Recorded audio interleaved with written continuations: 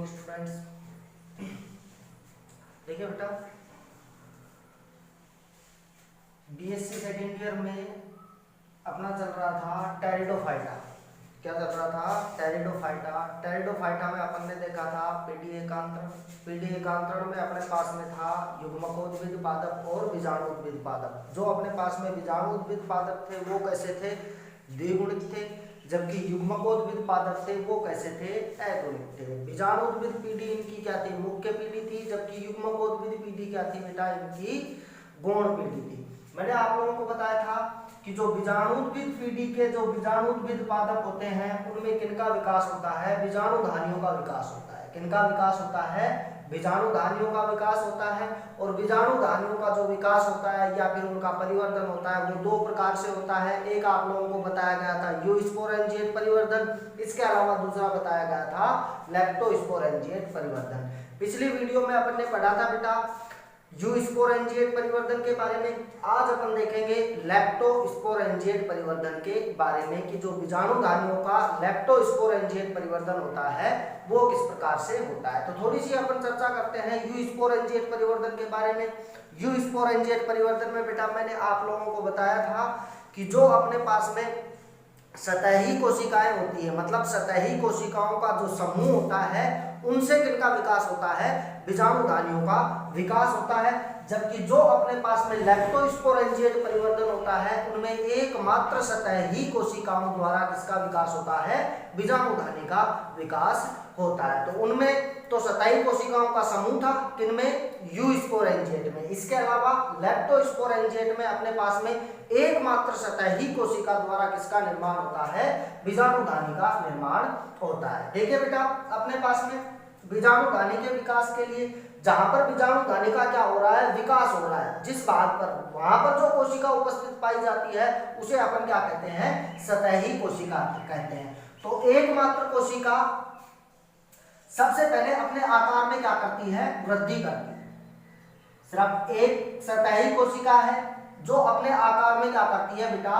वृद्धि करती है। और वृद्धि करके क्या कहलाती है बेटा? स्पोरेंजियल इनिशियल, जिन्हें अपन क्या बोलते हैं? बीजाणुधानी आरंभिका। क्या कहते हैं? बीजाणुधानी आरंभिका। क्योंकि क्यों कह रहे हैं अपन इसको बीजाणुधानी आरंभिका? क्योंकि बीजाणुधानियों का जो परिवर्तन है उसमें उस परिवर्तन को आरंभ करने का या फिर प्रारंभ करने का कार्य कौन सी कोशिका कर रही है? ये सतही कोशिका कर रही है। इस वजह से इस कोशिका को अपन क्या कहते हैं? बीजाणुधानी आरंभिका कहते हैं। ये कोशिका अपने पास की कोशिकाओं से आकार में थोड़ी सी क्या होती है बेटा? बड़ी होती है, जिसमें सुस्पष्ट क्या पाया जाता है? केंद्रक पाया जाता है। इसके अलावा काफी अधिक मात्रा में क्या पाया जाता है? जीव द्रव्य पाया जाता है। अब जो अपने पास में स्पोरेंजियल इनिशियल है, बीजाणुधानी आरंभिका है, उसमें सबसे पहला जो विभाजन होगा वो कौन सा विभाजन होगा? परिणत विभाजन। कौन सा विभाजन होगा? परिणत विभाजन होगा, जिसके फलस्वरूप अपने पास में कितनी कोशिकाएं बनती हैं? दो कोशिकाएं बनती है। एक तो ऊपरी कोशिका, इसके अलावा दूसरी निचली कोशिका, या फिर अपन को बोलते हैं बाहर की तरफ तो क्या बनती है? बाहरी कोशिका। इसके अलावा भीतर की तरफ कौन सी कोशिका बनती है? भीतरी कोशिका बनती है। कौन सी कोशिका बनती है? भीतरी कोशिका बनती है। अब जो इनकी भीतरी कोशिका होती है जो अंदर की तरफ पाई जाती है वो आगे विभाजन में भाग नहीं लेती है, या फिर बीजाणुधानी के विकास में भाग नहीं लेती है। सिर्फ बाहरी कोशिका द्वारा ही संपूर्ण बीजाणुधानी का क्या होता है? विकास होता है। तो भीतरी कोशिका आगे विभाजन में भाग नहीं ले रही है, सिर्फ और सिर्फ बाहरी कोशिका आगे बीजाणुधानी के विकास में क्या कर रही है? भाग ले रही है। अब बात आती है किसके बारे में? इस बाहरी कोशिका के बारे में। ये जो बाहरी कोशिका होती है इनमें आगे जाकर के क्या होता है? विभाजन होता है। विभाजन कौन सा होता है बेटा? त्रियक विभाजन। यहाँ पे कौन सा होगा? त्रियक विभाजन होगा। त्रियक विभाजन के फलस्वरूप एक क्या बनेगी बेटा? शीर्ष कोशिका। एक क्या बनेगी? शीर्ष कोशिका, जिसे अपन क्या कहते हैं? एपिकल सेल कहते हैं। इसके अलावा नीचे की तरफ और कोशिकाएं भी क्या होती हैं? निर्मित होती हैं। अब ये जो शीर्ष कोशिका है ये आगे बीजाणुधानी का क्या करेगी? निर्माण करेगी। जबकि नीचे की तरफ जो कोशिकाएं पाई जाती हैं खंडों के रूप में, वो कोशिकाएं बीजाणुधानी के वृंत का या फिर बीजाणुधानी के आधार वाले भाग का क्या करते हैं, निर्माण करते हैं। तो ये यहाँ पर अपन ने दिखा रखी है क्या, एपिकल सेल, जिसे अपन क्या कहते हैं, शीर्ष कोशिका, और नीचे की तरफ जो खंड पाए जा रहे हैं वो किनका निर्माण करेंगे बेटा, आगे जाके वृंत का निर्माण करेंगे। इस वजह से इनको अपन क्या कहते हैं, वृंतीय कोशिका या फिर स्टाल्क सेल भी कहते हैं। अगली बात आती है किसके बारे में, शीर्ष कोशिका के बारे में। अब इस शीर्ष कोशिका में आगे जाकर के कौन से विभाजन होते हैं, अपनतिक विभाजन। कौन से विभाजन होते हैं, अपनतिक विभाजन होते हैं, जिससे अपने पास में कौन सी सेल का निर्माण होता है, जैकेट सेल का क्या होता है, निर्माण होता है। ये अपने पास में कौन सी बन गई बेटा, जैकेट कोशिका। कौन सी कोशिका बन गई, जैकेट कोशिका का क्या होता है, निर्माण होता है। इसके अलावा किनका निर्माण होता है, बीजाणुजन ऊतकों का क्या होता है, निर्माण होता है, या फिर प्राथमिक बीजाणुजन कोशिका का क्या होता है, निर्माण होता है। तो एपिकल सेल है, इसमें कौन सा विभाजन हुआ, अपनतिक विभाजन हुआ। एक तो क्या बनती है अपने पास में, जैकेट कोशिका। इसके अलावा दूसरी कौन सी बनती है बेटा, प्राथमिक बीजाणुजन कोशिका। कौन सी बनती है, प्राथमिक बीजाणुजन कोशिका।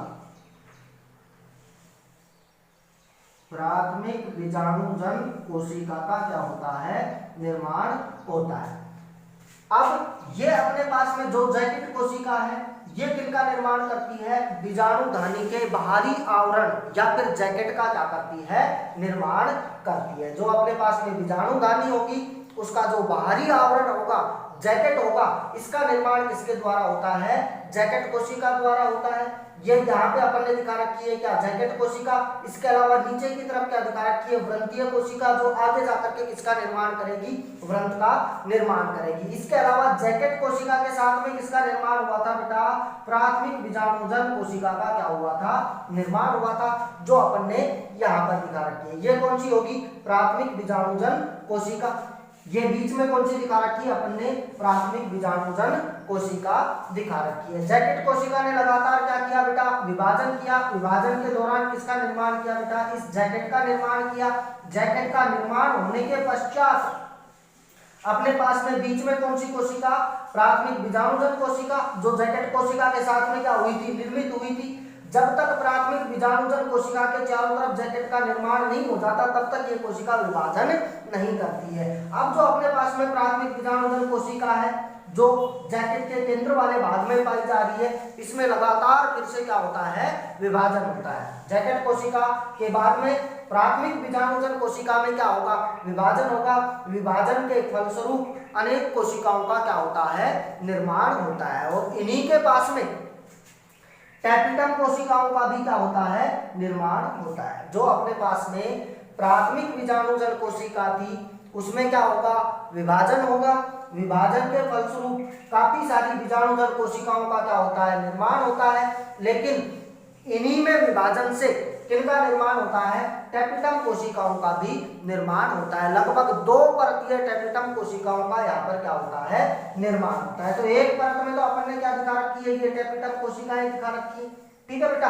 आगे अगर अपन बात करना चाहें तो ये दिखा रखा है अपने पास में प्राइमरी, प्राथमिक बीजाणुजन जो कोशिका थी, उससे प्राथमिक बीजाणुजन कोशिकाओं से काफी सारी बीजाणुजन कोशिकाओं का क्या हुआ है, निर्माण हुआ है। इस वजह से इसको अपन क्या कह देंगे, बीजाणुजन ऊतक। कंप्लीट को क्या कह देंगे बेटा, बीजाणुजन ऊतक, क्योंकि यहाँ पर काफी सारी बीजाणुजन कोशिकाएं पाई जा रही है। ये सभी मिलकर के क्या कहलाती है, बीजाणुजन ऊतक कहलाती है, और चारों ओर से बीजाणुधानी के जैकेट द्वारा क्या होती है, आवृत पाई जाती है, ठीक है बेटा। अब जो अपने पास में बीजाणुजन ऊतक है, उसके बाहर की तरफ 2 परतीय क्या पाई जाती है, टैपिटम। मतलब लगभग ये यहाँ वाले भाग पर क्या पाई जाएगी बेटा, टैपिटम पाई जाएगी। और टैपिटम कोशिकाओं का कार्य होता है बेटा, अंदर विकसित हो रहे बीजाणुजन ऊतकों को पोषण प्रदान करने का क्या करती है, कार्य करती है। देखिए जैकेट कोशिका थी, बीजाणुधानी का क्या बना रही है, जैकेट बना रही है। प्राथमिक बीजाणुजन कोशिका है, जिसमें लगातार क्या हो रहा है, विभाजन हो रहा है। विभाजन के फलस्वरूप काफी सारी बीजाणुजन कोशिकाएं बनती हैं। इन कोशिकाओं के समूह को अपन क्या बोल देते हैं, बीजाणुजन उत्तक बोल देते हैं। क्या बोल देते हैं, बीजाणुजन उत्तक बोल देते हैं। और जब प्राथमिक बीजाणुजन कोशिकाओं में ही क्या होता है, विभाजन होता है, तो दो परतीय टैपिटम का भी क्या होता है, निर्माण होता है। टैपिटम का कार्य होता है अंदर विकसित हो रही बीजाणुजन उत्तकों को पोषण प्रदान करने का क्या होता है, कार्य होता है। देखिए ये क्या हो गया, अपने पास में बीजाणुजन उत्तक हो गए और चारों तरफ क्या दिखा रखे हैं, जैकेट स्पोरेंजियम। अब ये अपने पास में पीछे की तरफ क्या थी, व्रंतीय कोशिका। क्या थी बेटा, व्रंतीय कोशिका। इसमें विभाजन हुआ तो ये बीजाणुधानी के व्रंत का क्या करती है, निर्माण करती है। इनमें क्या होगा, विभाजन होगा, स्टाल या फिर बीजाणुधानी के व्रंत का क्या करती है, निर्माण करती है, या फिर बीजाणुधानी के आधारीय भाग का क्या करती है, निर्माण करती है। अब अपने पास में जैकेट के अंदर की तरफ, भीतर की तरफ काफी सारी क्या पाई जा रही है, बीजाणुजन कोशिकाएं पाई जा रही है। ये बीजाणुजन कोशिकाएं बीजाणु मात्र कोशिकाओं में क्या हो जाती हैं, रूपांतरित हो जाती है। अंतिम विभाजन के फलस्वरूप ये बीजाणुजन की जो कोशिकाएं हैं ये किसमें रूपांतरित हो जाती है, लघु बीजाणु मात्र कोशिकाओं में रूपांतरित हो जाती है। और इन प्रत्येक कोशिकाओं में फिर कौन सा विभाजन होता है बेटा, अर्धसूत्री विभाजन होता है। कौन सा विभाजन होता है, अर्धसूत्री विभाजन होता है, मियोसिस होता है, जिसके फलस्वरूप एक कोशिका से बीजाणु चतुष्क का क्या होता है, निर्माण होता है। जितनी भी अपने पास में यहाँ पर कोशिकाएं पाई जा रही हैं, प्रत्येक कोशिका में क्या होगा बेटा, अर्धसूत्री विभाजन होगा और किनका निर्माण होगा, बीजाणु चतुष्क का क्या होगा, निर्माण होगा। जैसे अपने पास में ये एक कोशिका है, बीजाणुजन कोशिका, ठीक है बेटा, इसमें अर्धसूत्री विभाजन होगा। ये कोशिका वैसे नॉर्मली रूप से कैसी होती है बेटा, द्विगुणित होती है, क्योंकि बीजाणुविद पादप भी कैसा होता है, द्विगुणित होता है। उसकी कोशिका भी कैसी है बेटा, द्विगुणित है। इसमें अर्धसूत्री विभाजन होगा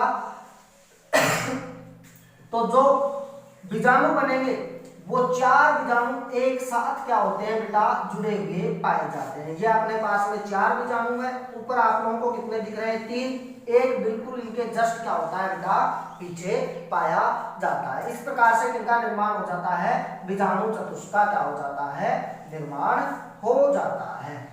ठीक है बेटा, जैसे ही बीजाणु चतुष्क का निर्माण होता है, बीजाणु चतुष्क में चार बीजाणु पाए जाते हैं। इनके बीच में क्या पाई जाती है बेटा, भित्ति पाई जाती है, भित्ति परतें पाई जाती है। जब ये भित्ति परतें क्या हो जाती है, अलग हो जाती है, तो प्रत्येक बीजाणु क्या हो जाता है, मुक्त हो जाता है। जब सभी बीजाणु इसमें क्या हो जाते हैं, पूर्णतः विकसित हो जाते हैं, तो इनका जो जैकेट वाला भाग होता है या फिर जो आवरण वाली कोशिकाएं होती है वो एक स्थान से क्या हो जाती है, स्फुटित हो जाती है और बीजाणु क्या हो जाते हैं बेटा, नीचे गिर जाते हैं। नीचे गिरने के पश्चात बीजाणु जब अनुकूल परिस्थितियां उनको क्या होती है बेटा, प्राप्त होती है, मतलब उचित मात्रा में जल प्राप्त होगा, उचित मात्रा में तापमान प्राप्त होगा, तो ये बीजाणु क्या हो जाते हैं, अंकुरित हो जाते हैं। और अंकुरित होने के पश्चात युग्मकोद्भिद पादप का क्या करते हैं, निर्माण करते हैं। क्योंकि जो बीजाणु होगा वो अपने पास में कैसा होगा, अगुणित।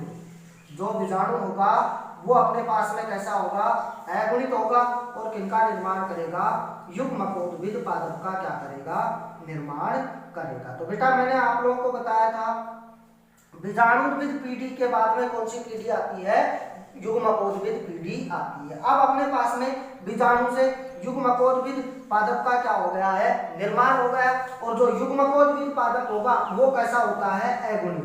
कैसा होता है, अगुणित। इनके ऊपर किनका विकास होता है, पुंधानी का एवं स्त्री धानी का क्या होता है, विकास होता है। अब अपन बात करें बेटा, जो अपने पास में बीजाणु धानी बनी है, जो अपने पास में बीजाणु धानी बनी है, उस बीजाणु धानी की संरचना में कौन कौन से भाग होते हैं। देखिए बेटा, उसकी संरचना की बात करें तो उसकी संरचना में अपने पास में तीन भाग होंगे। सबसे बाहर की तरफ तो क्या पाई जाती है, बाहरी भित्ति। क्या पाई जाती है, बाहरी भित्ति। मतलब इनका जो जैकेट बन रहा था वो किनसे बन रहा था, भित्ति से ही तो बन रहा था। मतलब चारों तरफ क्या पाई जा रही थी, भित्ति पाई जा रही थी, और वो ही क्या कहला रही थी, यहाँ पे जैकेट कहला रही थी। तो बाहरी भित्ति के रूप में यहाँ पर लगभग 3-4 परतें पाई जाती है। कितनी पाई जाती हैं, 3-4 परतें पाई जाती हैं, किनकी, कोशिकाओं की। ठीक है बेटा, इसके अलावा दूसरी बात आती है, मध्य में क्या बनती है, टैपिटम, जिसे अपन क्या बोलेंगे बेटा, मध्य टेक्निटम। क्या बोलेंगे? मध्य टेक्निटम। इनका निर्माण किससे हुआ है? प्राथमिक बीजाणुजन कोशिकाओं से। किनसे हुआ है? प्राथमिक बीजाणुजन कोशिकाओं से मध्य टेक्निटम का क्या हुआ है? निर्माण होता है। और लगभग इसकी कितनी परत पाई जाती है? 2 परत पाई जाती है। कितनी परत पाई जाती है? 2 परत पाई जाती है, जो बीजाणु धानी के अंदर विकसित हो रहे बीजाणुजन ऊतकों को या फिर बीजाणुओं को पोषण प्रदान करने का क्या करती है? कार्य करती है। तीसरी बात आती है किनके बारे में? बीजाणुजन ऊतकों के बारे में। तीसरा जो भाग होगा वो कौन सा होगा? बीजाणुजन ऊतक, जिसमें काफी सारी क्या पाई जाती है? बीजाणु मात्र कोशिकाएं पाई जाती हैं। इन बीजाणु मात्र कोशिकाओं में कौन सा विभाजन होगा बेटा? अर्धसूत्री विभाजन होगा। किसमें? बीजाणु मात्र कोशिकाओं में जब अर्धसूत्री विभाजन होगा तो अर्धसूत्री विभाजन के फलस्वरूप प्रत्येक एक बीजाणु मात्र कोशिका से 4 बीजाणु बनते हैं। इसी प्रकार से जितनी भी यहाँ पर बीजाणु मात्र कोशिकाएं पाई जाती हैं, सभी से 4 बीजाणुओं का क्या होता है? निर्माण होता है। अब थोड़ी सी तुलना की बात करें अपन। यू स्पोरेंजिएट जो परिवर्तन था उसमें आप लोगों को बताया गया था कि सतही कोशिकाओं के समूह से बीजाणु धानियों का विकास हो रहा था, जबकि जो लेप्टोस्पोरेंजिएट परिवर्तन है उसमें एक मात्र सतही कोशिका से बीजाणु धानी का क्या हो रहा है? विकास हो रहा है। इसके अलावा जो अपने पास में यू स्पोरेंजिएट प्रकार का परिवर्तन था उनमें जो बीजाणुओं का निर्माण हो रहा था वो लेप्टोस्पोरेंजिएट बीजाणुधानी परिवर्तन की तुलना में उनमें बीजाणुओं की संख्या अधिक बन रही है। मतलब लेप्टोस्पोरेंजिएट बीजाणुधानी परिवर्तन में बीजाणुओं की संख्या यू स्पोरेंजिएट बीजाणुधानियों की तुलना में क्या बनती है? कम बनती है। मतलब यहाँ पर बीजाणुओं की संख्या क्या होती है? कम होती है। अब ये बात होगी बेटा किसके बारे में? यू स्पोरेंजिएट और लेप्टोस्पोरेंजिएट बीजाणुधानी के विकास के बारे में, जो किन पर विकसित हो रही थी? बीजाणुविद पादप पर। अब बात करेंगे अपन किसके बारे में? युग्मकोद्भिद पादप के बारे में, जिसमें परिवर्तन देखेंगे अपन किनका? कुंदानी का, इसके अलावा स्त्रीदानी का, जो आप लोगों को मिलेगा नेक्स्ट वीडियो में। धन्यवाद।